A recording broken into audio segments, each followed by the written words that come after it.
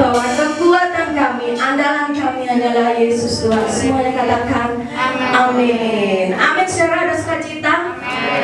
Nah, di tengah badai hidup memang tidak mudah ya, apalagi sekarang banyak PHK, banyak sekali wabah, sakit, penyakit. Tapi satu hal, kita punya Allah perisai kita.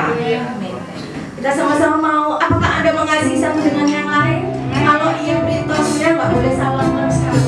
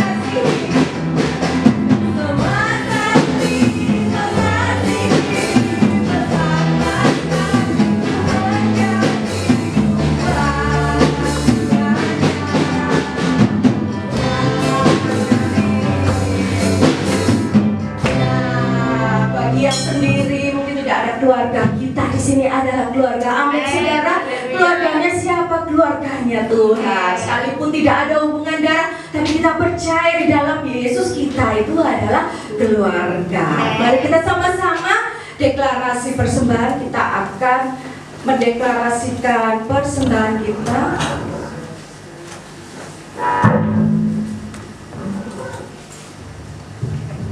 Sama-sama diangkat.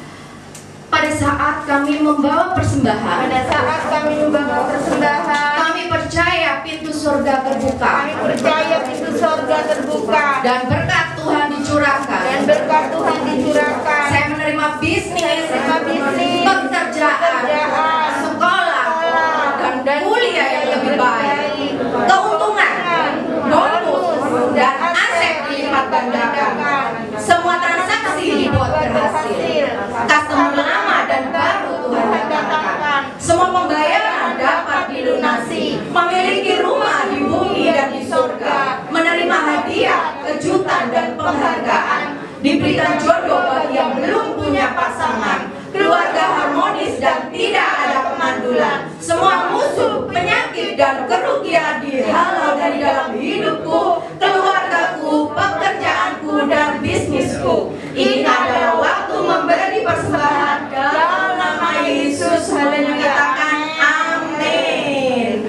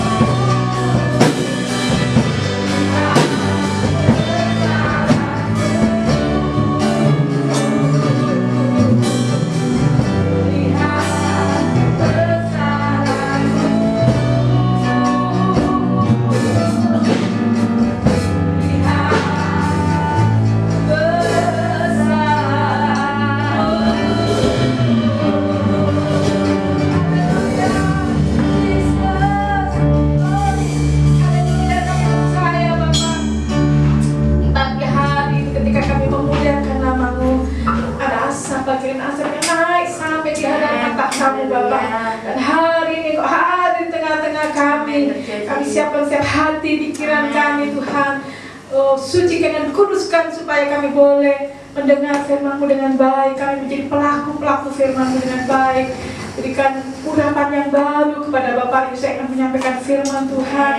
Ya, perkataan firman Tuhan itu Tuhan mengubahkan setiap hidup kami, memulihkan setiap kami, memberkati pada pagi hari ini. Setiap hari, setiap kami yang setiap kami yang hari menerima firman-Mu. Di dalam nama Yesus kami siap mendengar firman Tuhan. Haleluya. Amin. Kami serahkan kepada Bapak Yesus.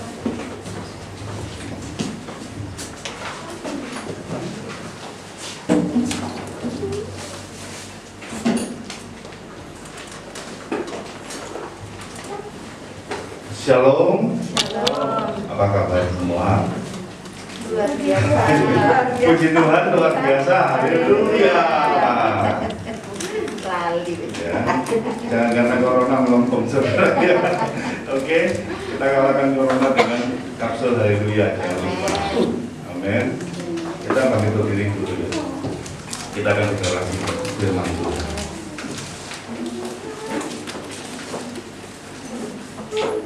Berdiri dulu. Sudah siap mendeklar? Kita angkat Alkitab kita. Deklarasi firman. Deklarasi firman. Aku percaya firman-Mu berkuasa. Aku percaya firman-Mu berkuasa. Aku percaya firman-Mu dapat merubah seluruh Aku hidupku. percaya firman-Mu dapat merubah seluruh hidupku. Aku percaya firman ini adalah Tuhan sendiri. Aku percaya firman ini adalah Tuhan sendiri. Aku siap untuk menerimanya. Aku siap untuk menerimanya Dan melakukannya. dan melakukannya Dalam nama Yesus. dalam nama Yesus. Amin. Amin. Silakan untuk Bapak Ibu Saudara yang terkasih di dalam nama Tuhan Yesus Kristus.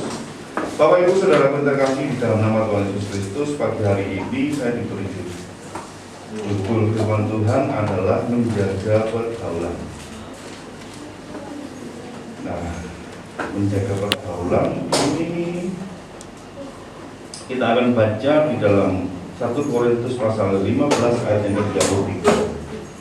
Ayat yang tidak asing lagi, saudara. 1 Korintus 15 ayat 33. Yang sudah ketemu katakan amin. Belum ketemu. Sudah ketemu semua? Katakan amin. Belum. 1 Korintus 3 ya Pak. Belajar kita acaranya. 1 Korintus 15 ayat 33. Amin. Ya, puji Tuhan.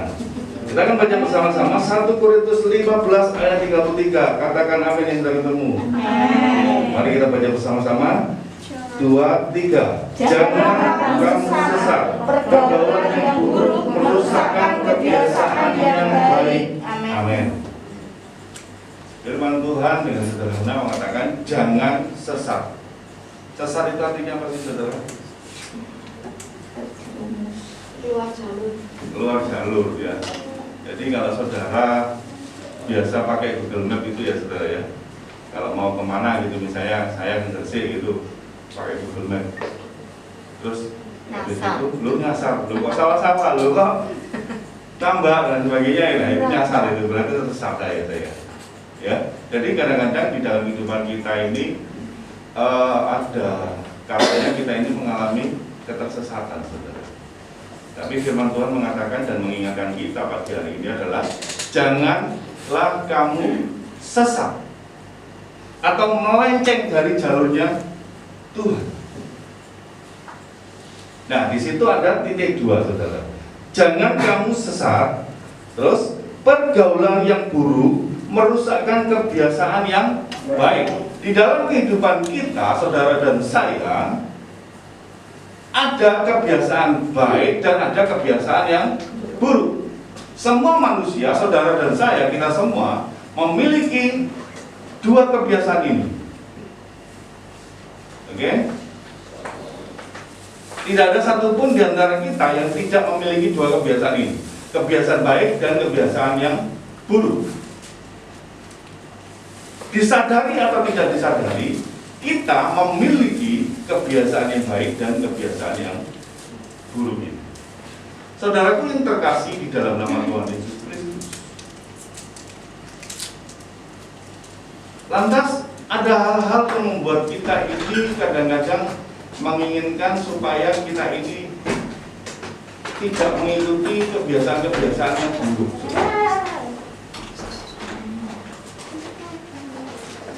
Ada momen kebiasaan yang buruk itu apa sih contohnya? Halo? Malas kebiasaan baik apa buruk?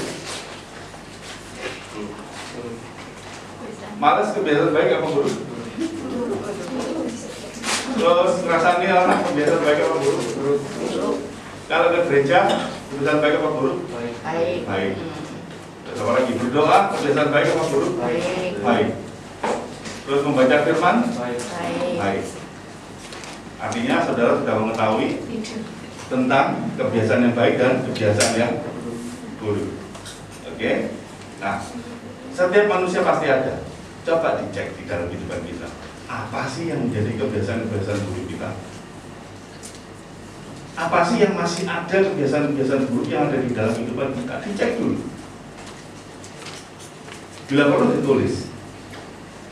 Kalau kita mau manajemen diri kita, saudara, kita harus menulis segala sesuatu yang buruk di dalam kehidupan kita. Apa saja? Oh, saya ini masih malas. Tulis. Oh, saya ini masih banyak ngomong. Artinya masih ngerasani orang. Gibah. Kalau gibah, saudara. Ya. Ngerasani. Terus, apa lagi? Suka marah. Suka marah. Nah, ayo siapa yang masih suka marah, ngacung. Terus suka malas-malasan kalau mau pergi gereja kok malas ya, rasanya pergi gereja kok malas, kok ngantuk ini. Ya. Pagi hari ini ada anak saya, dia pun juga ngantuk tadi saya nggak ikut gereja. Tadinya mau saya suruh bantu melayani, tapi ya masih belum lihat saja. Nah, jadi saudara terkasih dalam Tuhan Yesus Kristus, ada hal yang membuat kebiasaan-kebiasaan baik kita itu tiba-tiba bergeser, saudara. Kita tersesat tanpa kita sadari, kita ini tersesat. Kenapa? Kadang-kadang ini dipengaruhi oleh karena pergaulan. Alkitab mencatat pergaulan yang buruk merusakkan kebiasaan yang baik. Lantas, apakah kita nggak boleh bergaul sama orang-orang yang preman-preman, orang-orang yang dalam tanda kutip mereka orang-orang yang tergila? Apakah kita nggak boleh bergaul sama mereka? Bukan berarti seperti itu. Alkitab ini mencatat tidak seperti itu, saudara. Tetapi firman Tuhan menasihatkan kepada setiap saudara dan saya supaya apa? Supaya kita ini pandai-pandai memilah. Amin. Pandai-pandai memilah teman. Mana teman yang bermanfaat atau yang teman yang sedang memanfaatkan kita. Mana teman yang membawa kita ke dampak yang baik atau membawa ke dampak kita yang buruk. Kita harus pandai-pandai memiliki hikmat untuk memilih teman. Kalau memang Tuhan izinkan kita nih untuk kita bergaul atau melayani orang-orang yang tersesat, preman-preman atau orang-orang yang tergila, sama seperti pendeta yang tatoan itu, saudara, yang di Semarang itu ya, pendeta Agus kalau nggak salah ya, yang di Semarang itu tato yang penuh semua, saudara, seluruh badannya sampai wajahnya itu semuanya penuh tato.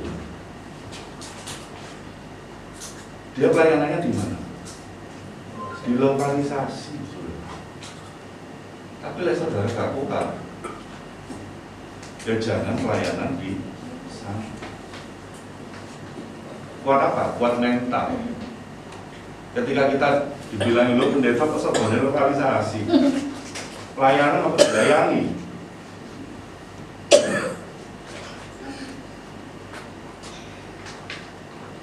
Betul? Tapi kalau memang itu panggilan Tuhan,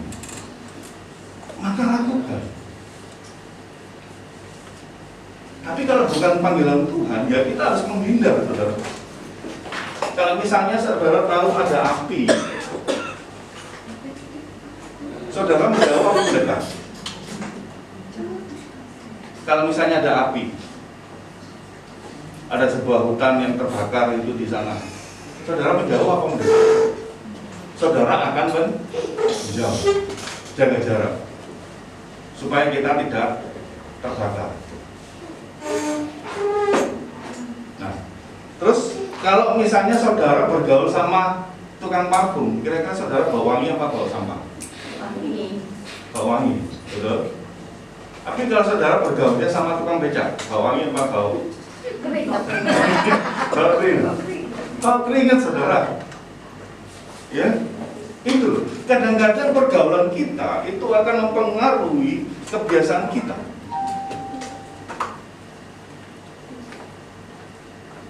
Kalau saudara bergaul dengan orang-orang yang malas, harus kayak apa, kerja, selasa kerja, penting ada yang semangat, maka kita akan memiliki mindset, wah nggak perlu kerja, nggak perlu berkarir. Maka kita, saudara dan saya, kita harus membiasakan diri untuk bisa memilih-milih teman berdasarkan hikmat yang diberikan Tuhan kepada kita. Jangan kamu sesat, jangan kita salah arah, jangan kita salah terhadap perintah yang diberikan Tuhan kepada kita. Apa perintahnya? Supaya kita menjaga pergaulan kita. Kita harus menjaga pergaulan kita.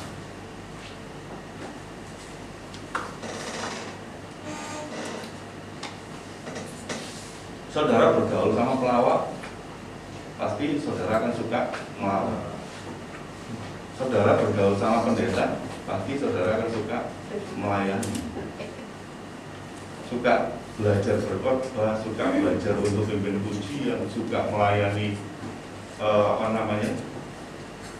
multimedia atau alat musik, semuanya musik. Saudara bergaul sama pengusaha, mentalnya mental apa saudara? Mental pengusaha. Kalau saudara bergaul sama tukang batu, misalnya, mentalnya mental keras ya, okol. Ada masalah sedikit, tukaran, sampai cetok, situ yang cetok, situ yang cekrok.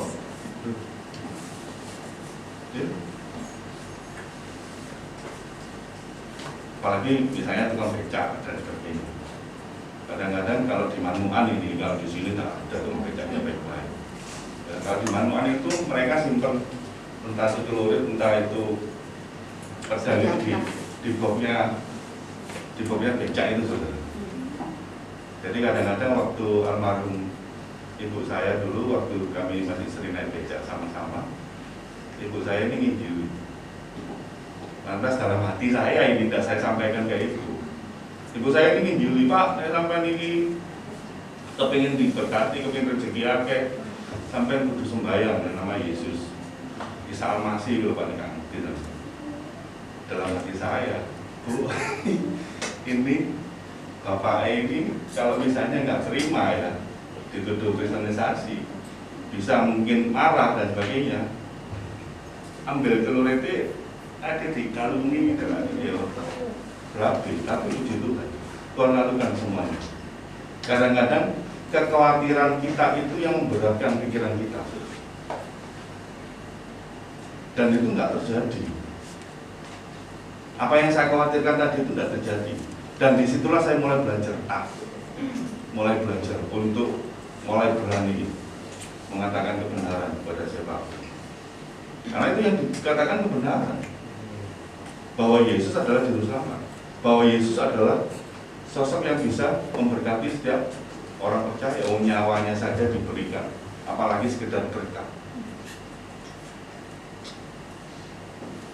Nah, ayat ini pun juga berbicara, saudara, kalau kita memilih teman, pilihlah teman yang baik.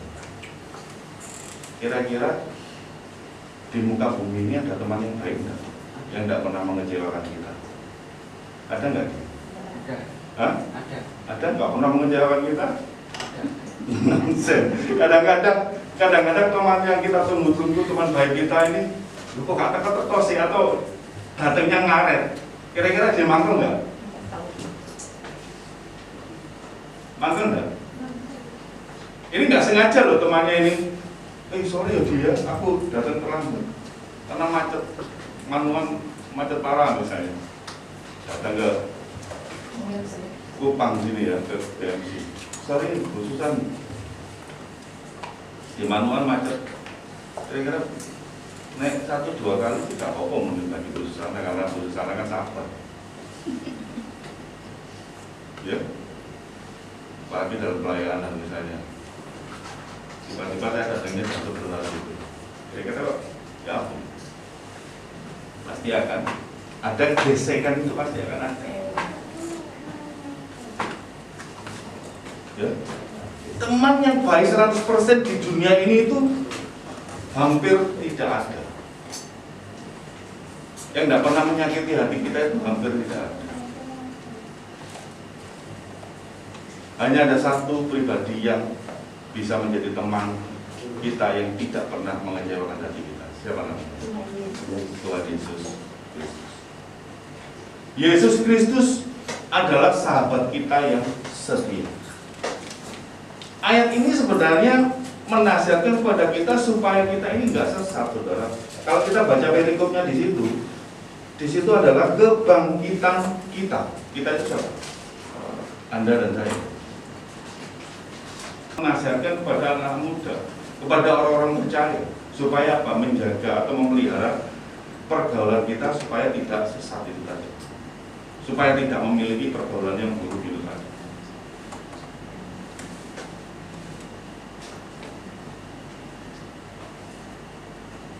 Hanya pribadi Yesus yang tidak pernah mengecewakan hati kita. Walaupun kadang-kadang kita sendiri yang seringkali salah mengerti tentang rencana Tuhan dalam kehidupan kita.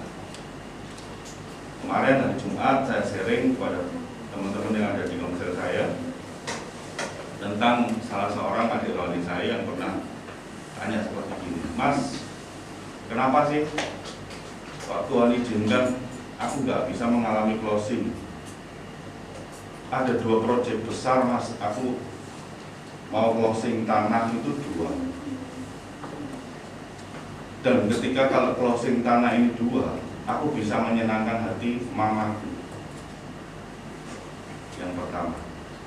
Terus yang kedua, aku ingin memberkati orang-orang yang membutuhkan yang ada di sekitarku, termasuk buat pekerjaan Tuhan. Baik kan, mulia kan? Betul? Pemikirannya mulia kan? Untuk menyenangkan hati orang tua, menyenangkan hati ibunya, menyenangkan hati mamanya. Baik. Lantas kenapa, Mas, kok nggak diizinkan Tuhan untuk aku bisa closing besar itu? Sampai akhirnya aku kecewa sama Tuhan. Loh, Tuhan kok nggak ngasih atau nggak mengabulkan doaku? Yang salah doanya atau yang salah Tuhan? Halo? Yang salah ini konsep berpikir kita. Kadang-kadang kita ini konsep berpikir kita menginginkan supaya doa, ketika kita berdoa langsung dijawab Tuhan. Kita berdoa, Tuhan berikan aku air putih, langsung ada air putih. Tuhan berikan aku uang 10 juta, celing, ada uang 10 juta. Tuhan berikan aku closingan besar, celing. Kalau itu terjadi, saudara, Pak Sarno nggak laku. Tahu Pak Sarno ya? Tukang sulap itu BIM, salah BIM jadi apa? Nggak laku, saudara.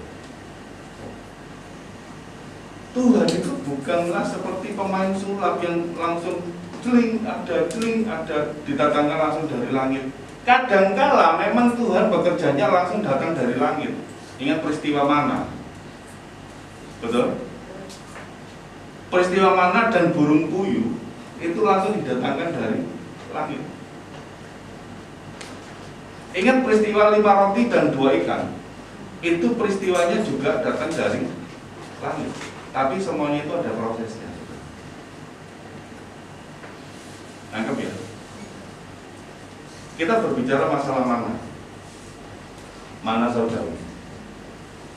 Saudara, pada waktu kita sekolah minggu dulu, Sunday School, kita masih mengingat ya peristiwa mana itu seperti apa. Bahwa setiap orang Israel harus mengambil berapa gomer? Hanya 1 gomer. Ya sak baskom harus. Kok sak mangkok? Ya sak mangkok kurang dibagi banyak orang. Ini sak baskom. Ya. Artinya apa? Mereka disuruh ngambil dari tanah lapang, mereka disuruh ngambil. Coba kalau mereka malas-malasan, Sedarno, ayo, engkau mana yang tekor dewi nama aku. Kira-kira mereka bisa makan nggak sih? Tidak. Nangkep burung puyuh. Burung puyuh itu adalah burung yang paling gampang untuk ditangkap, sudah. Tuhan itu baik. Coba. Kalau yang dikasih itu manuk peking. Cekelen, nah itu. Ya? Coba yang dikasih manuk peking. Terus habis itu digoreng, entek saudara tulang tok. Atau manuk Raja Wali, coba cekelen. Nah, dicapai. Ya, Tuhan baik enggak? Pas dikasih burung puyuh. Burung puyuh itu adalah burung yang mudah berkembang biak. Ada di rohani saya yang di Dojo itu, dulu itu dia ternak burung puyuh. Karena diresolusi sama warga sekitar, baunya ya, mungkin ya, baunya yang sempat harumnya, itu akhirnya dia ditutup. Dan sekarang yang bersangkutan pindah di Bali, juga apa namanya, kayak planet Bali. Nah, burung puyuh ketika itu dia cerita, setiap hari itu ada telur yang bisa dikumpulkan untuk dijual. Dan setiap hari dia menjual itu 1000 telur. Artinya apa? Burung puyuh ini sembino endok, saudara. Setiap hari bertelur, saudara. Mudah berkembang biak, saudara. Pas kan, berarti kan Tuhan, yang Tuhan kirimkan kan pas. Bukan burung lovebird atau angry bird yang dikasihkan ke orang-orang Israel pada waktu itu. Pas.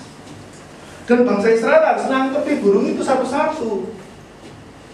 Kalau mereka angkat kaki, hanya mas-masan di rumah, nanti kan pasti akan ada makanan. Tuhan akan sediakan. Tuhan pasti sediakan. Nah, cara kerjanya tidak seperti itu.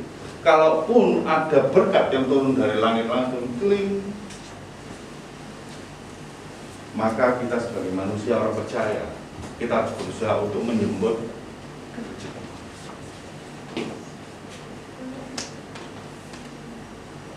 Mana burung puyuh sudah. Sekarang perjanjian baru.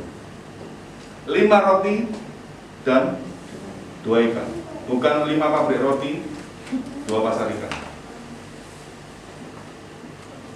Mampu memberikan makan berapa orang? 5.000 orang.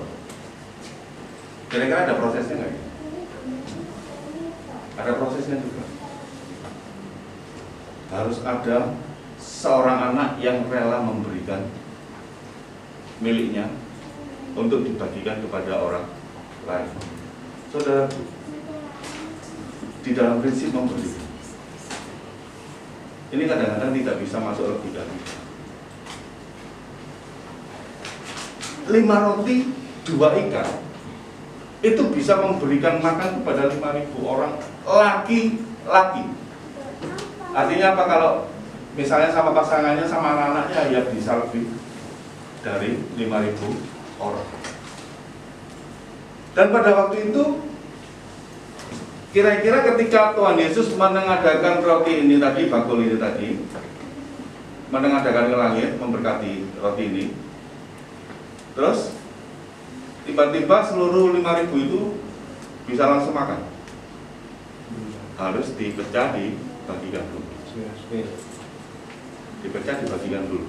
Kalau misalnya tidak ada orang-orang yang membagikan atau yang mengambil, contohnya kalau kita prasmanan, saudara kalau makan prasmanan, saudara yang datang ke meja atau meja datang ke saudara? Kita datang ke meja, saudara. Nggak mungkin kita akan menunggu, wis biarkan aja nanti mejanya akan datang ke saya. Meskipun sampai Lebaran muda, tidak akan bisa.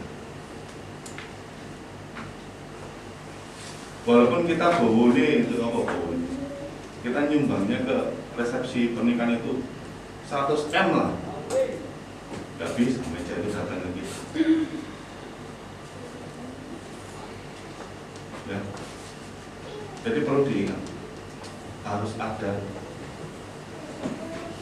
kerinduan kita untuk kita bekerja, menjemput rezeki ini tadi, menjemput berkat Tuhan ini tadi. Kita yang harus mengusahakan, jangan malas.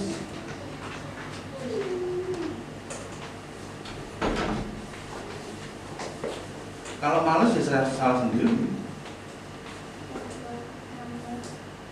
Nah, Yesus adalah sobat kita yang setia. Dan Tuhan Yesus mampu mengubahkan kehidupan kita. Sampai ada satu ayat firman Tuhan seperti ini. Percayalah kepada Tuhan dengan segenap hatimu dan jangan bersandar kepada pengertianmu sendiri. Akuilah dia di dalam segala lakumu, maka dia akan meluruskan setiap jalan. Akui dia di dalam setiap jalan kita, maka dia akan meluruskan jalan kita. Walaupun kita pernah tersesat mungkin, walaupun kita pernah terpengaruh pergaulan yang buruk mungkin, tapi percayalah, ketika kita mengakui Yesus sebagai sahabat kita, sebagai Tuhan dan Juru Selamat kita, sebagai Kairos, penguasa tunggal di dalam hidup kita, maka Yesus itu akan menuntun setiap jalan kita. Karena Yesus adalah jalan kebenaran dan kehidupan. Pun yang menuju ke Bapa kecuali melalui Tuhan Yesus Kristus. Mari saudara berkasih, apapun yang terjadi di dalam kehidupan kita, mari kita bergaul dengan Yesus. Kalau tadi ada pergaulan buruk, mari kita rubah pergaulan yang baik. Kita pilih orang-orang baik. Kita pilih orang-orang yang membangun kita. Kita pilih orang-orang yang menopang kita, memotivasi kita, mensupport kita di dalam doa. Jangan pilih orang-orang yang suka ngerasani, terus suka males-malesan, suka marah, terus apa lagi? Suka yang jelek-jelek, yang lain. Dan terlebih lagi, mari kita datang kepada Tuhan Yesus. Kita ngomong, Tuhan, aku mau menjadi sahabatmu. Karena Tuhan Yesus sudah pernah mengatakan kamu adalah sahabatku. Tuhan Yesus sendiri yang berdoa untuk kita. Kita pernah nggak berdoa untuk Tuhan Yesus? Bukankah doa yang kita ucapkan itu doa untuk diri kita sendiri, untuk memberkati kita sendiri? Kalau kita ngomong, loh, aku kan berdoa kan itu untuk Tuhan Yesus, untuk kemuliaan Tuhan dan sebagainya. Tapi bukankah setiap doa-doa kita seringkali kita bumbui dengan Tuhan berkatilah kami dengan berkat-berkat yang melimpah. Tuhan berkatakan aku kesehatan. Tuhan berkatakan aku kepandaian. Tuhan berkatakan aku hikmah. Ayo kita rubah. Setiap doa-doa kita adalah doa-doa yang mengucap syukur. Ketika doa kita dipenuhi dengan ucapan syukur, mulutku penuh dengan pujian kepadamu, ya Yesus Tuhan. Sepanjang hari ku beri penghormatan kepadamu, ya Allahku. Ketika mulut kita penuh dengan puji-pujian, Yesus itu berkata. Kalau kita ngomong kita bersahabat dengan Yesus, tapi kita nggak pernah memuji Yesus, kita nggak pernah berdoa, ngobrol sama Yesus. Doa itu doa ngomong dengan Allah. Ada dua arah. Seringkali dulu saya lakukan adalah yang kurang tepat ya tentang doa. Kita ini berdoa satu arah. Kita laporan. Tuhan Yesus, terima kasih buat pagi hari ini Tuhan sudah kalongan kami, Tuhan sudah lindungi kami sepanjang malam. Terima kasih atas semua yang Tuhan berikan kepada setiap kami. Dan kami serahkan hari ini dalam tangan-Mu, dalam nama Yesus, haleluya, amin. Sudah itu pergi. Kira-kira kalau Tuhan Yesus itu jadi kita jadi pribadinya Tuhan Yesus bisa. Kira-kira ada orang seperti ini tadi, kita mau ngomong, kita mau menyampaikan sesuatu, terus orangnya sudah pergi, kira-kira tidak jadi disampaikan. Mari coba belajar untuk kita boleh mendengar apa yang kita mau. Di akhir zaman ini, zaman sekarang, berjagalah, lihat dunia bergelora, kedengaran sini sana, banyak kabar menggemparkan. Berlindunglah dalam sabda Allah. Kalau kita nggak berlindung pada sabda Tuhan itu, muspro kehidupan kita, sia-sia kehidupan kita. Mari di dalam kesempatan ini kita boleh menjaga pergaulan kita untuk tetap memilih pergaulan yang baik, karena pergaulan yang baik itu akan menentukan masa depan kita yang ke depan. Kita akan menjadi pribadi yang baik, memiliki kebiasaan-kebiasaan yang baik. Tapi kalau saudara bergaul dengan kebiasaan-kebiasaan yang buruk, dengan orang-orang yang buruk, maka cepat atau lambat kebiasaan-kebiasaan yang buruk itu akan ikut masuk ke dalam kehidupan kita, menjadi bagian di dalam hidup kita. Hidup itu dipilih, ada dua pilihan. Kita mau melakukan kebiasaan-kebiasaan yang buruk atau kebiasaan-kebiasaan yang baik. Kita mau bergaul dengan orang-orang buruk atau mau bergaul dengan orang-orang yang baik. Dan siapakah pribadi yang tidak pernah mengecewakan hati kita? Di dunia ini tidak ada orang yang tidak pernah mengecewakan hati kita. Hanya satu pribadi yang tidak pernah mengecewakan hati kita, yaitu Yesus Kristus Tuhan. Mari kita sama-sama tundukkan kepala kita dalam doa.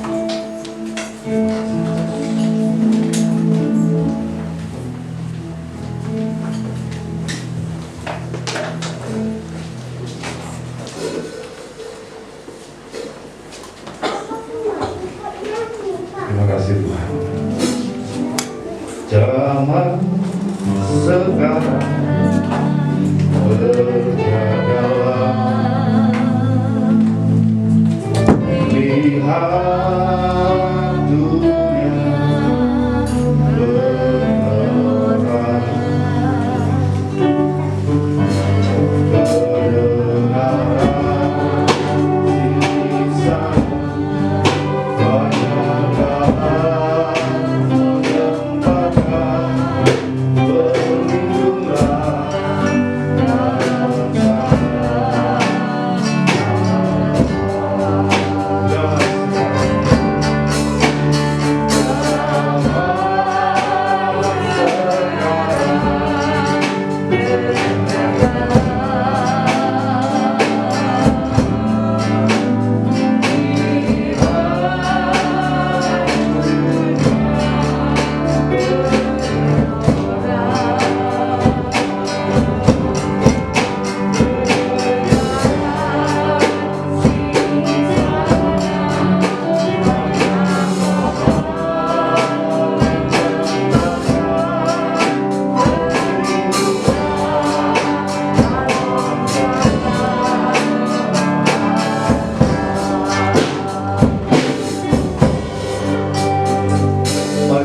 pagi hari ini kita mau bersandar dulu sejenak ya.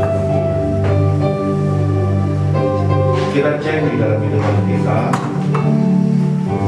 apakah kita masih memiliki kebiasaan-kebiasaan yang buruk di dalam kehidupan kita. Jika masih ada kebiasaan yang buruk di dalam kehidupan kita, mari kita akui di hadapan Tuhan. Tuhan, saat ini kami buka hati kami di hadapan-Mu, Tuhan. Kami sadari Engkau Allah yang Maha Tahu di dalam kehidupan kami. Ini kami tidak ada yang tersembunyi di hadapan-Mu, Tuhan. Mari kita utarakan setiap apapun yang menjadi kebiasaan-kebiasaan buruk di dalam kehidupan kita. Akui di dalam Tuhan.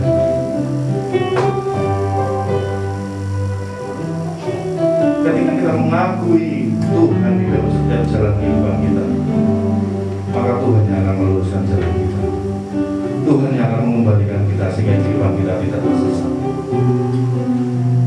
Terima kasih.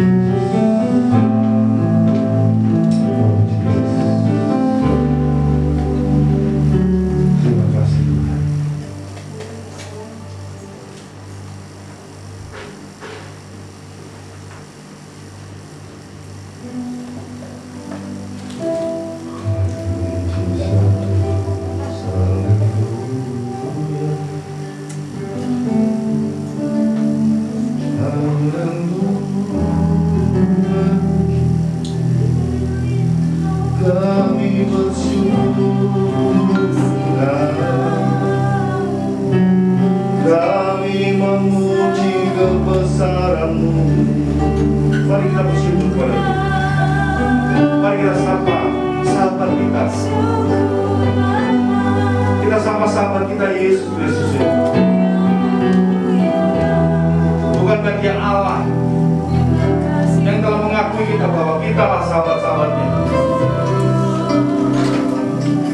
Ketika tidak ada satu orang pun yang mempedulikan engkau,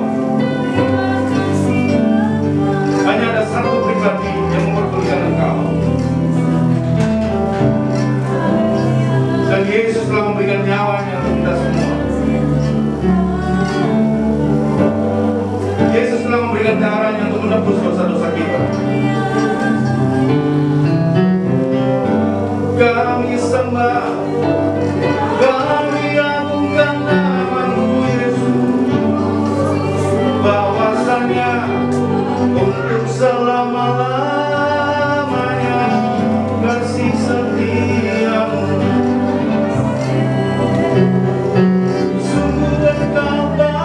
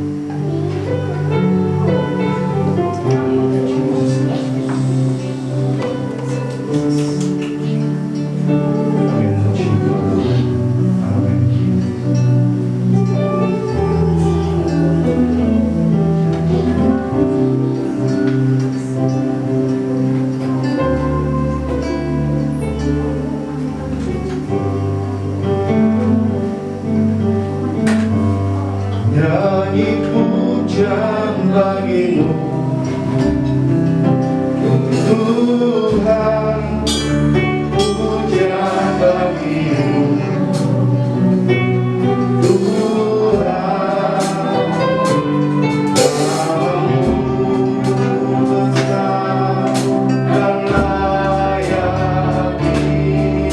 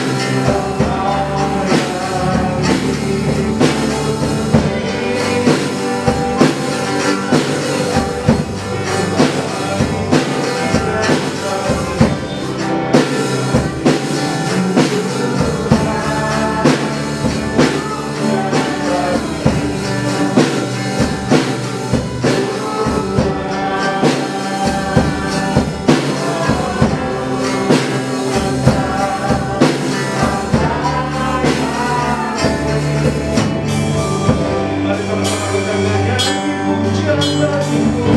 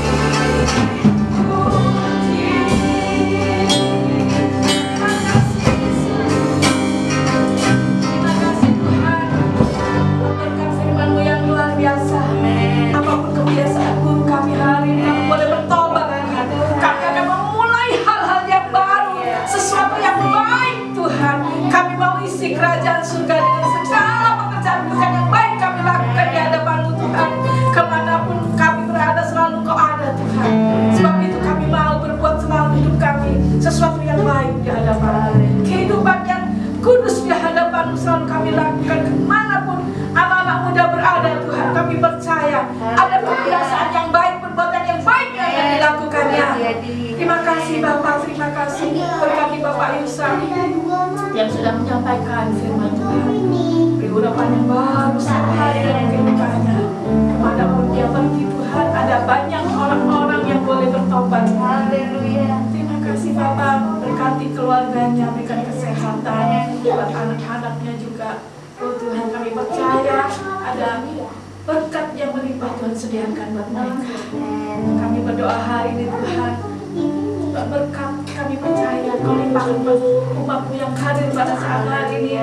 Mereka yang di rumah-rumah sekalipun hari ini Tuhan, kami percaya Kau sediakan berkat yang luar biasa. Bukakanlah tingkap langit-Mu ya Tuhan Yesus, dan curahkanlah berkat melimpah. Diberkatilah lumbung-lumbung-Mu, diberkatilah apa yang Kau usahakan, apa yang Kau kerjakan pada saat pada hari ini. Diberkatilah kesehatanmu, diberkatilah apa yang kau pikirkan, apa yang kau inginkan hari ini. Tuhan, jawab doa-doamu. Diberkatilah kesehatan dan setiap keluarga-keluarga yang ada di rumahmu. Diberkati anak-anak muda, diberkati mereka yang bekerja. Tuhan, memberikan tingkat, berikan jabatan lebih lagi, berikan prestasi lebih lagi. Diberkati anak-anak yang masih sekolah, diberikan prestasi, diberikan nilai-nilai pendidikan yang luar biasa. Kami percaya Tuhan, penjagaanmu luar biasa buat setiap kami. Kiranya kasih karunia Allah Bapa, Putra dan Roh Kudus menyertai saudara dan saya pulang dengan selamat. Di dalam nama Tuhan Yesus kami